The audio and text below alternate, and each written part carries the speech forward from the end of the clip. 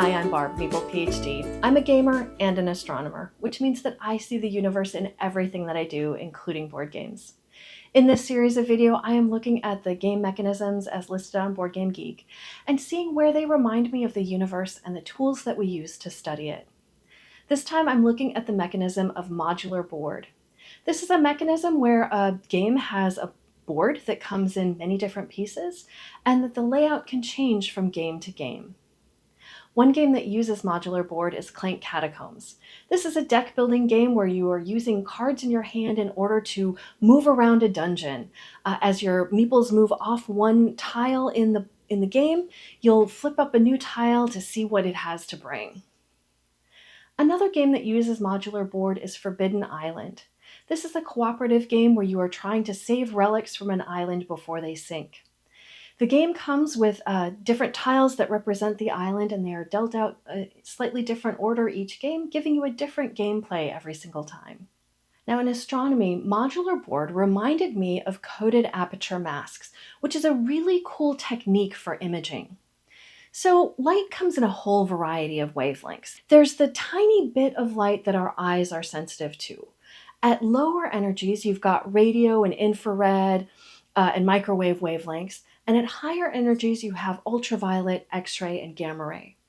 Now, most of this light, you can focus it on a detector using optics similar to telescopes that you've seen, where you have a couple of mirrors or reflectors that bounce the light down until it hits a detector, focusing it perfectly on that detector. However, when you get to the most energetic light, it doesn't quite work as well. So especially with gamma rays, these don't bounce off of mirrors. They just don't.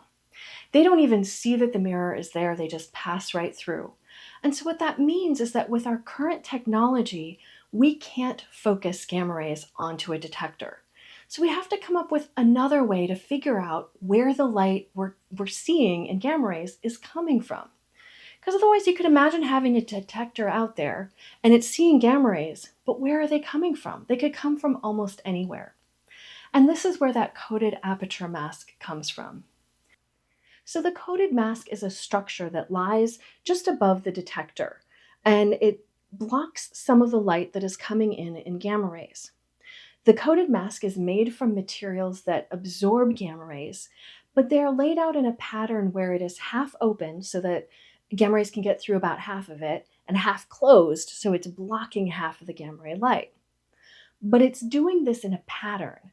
So you've got, this grid of things laid out, and not necessarily in a regular pattern, but it can be a random pattern that your computer knows about, or it can be a regular pattern of some sort. And the way what this does is, the way I think of it is it's casting gamma ray shadows. So as your gamma rays come in through the mask and onto the detector, some of them are blocked, and you've got this shadow. You've got gamma rays getting detected in some places and then a shadow where they are not detected. And by looking at the pattern of that shadow and where the pattern of the mask matches that, you can figure out which direction those gamma rays came from. And I just think this is a really, really cool, it sounds simple, right? You're just casting shadows, but a brilliant way to figure out where those gamma rays are coming from.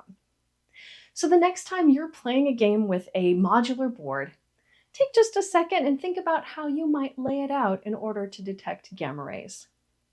Thanks for joining me. I will be continuing this random walk through the Board Game Geek mechanisms on this channel, so be sure to like and subscribe to my channel so you know when those new videos come out. Otherwise, I will be around on Instagram and Blue Sky. You can check me out as Meeple PhD. I have a blog at meeplephd.com.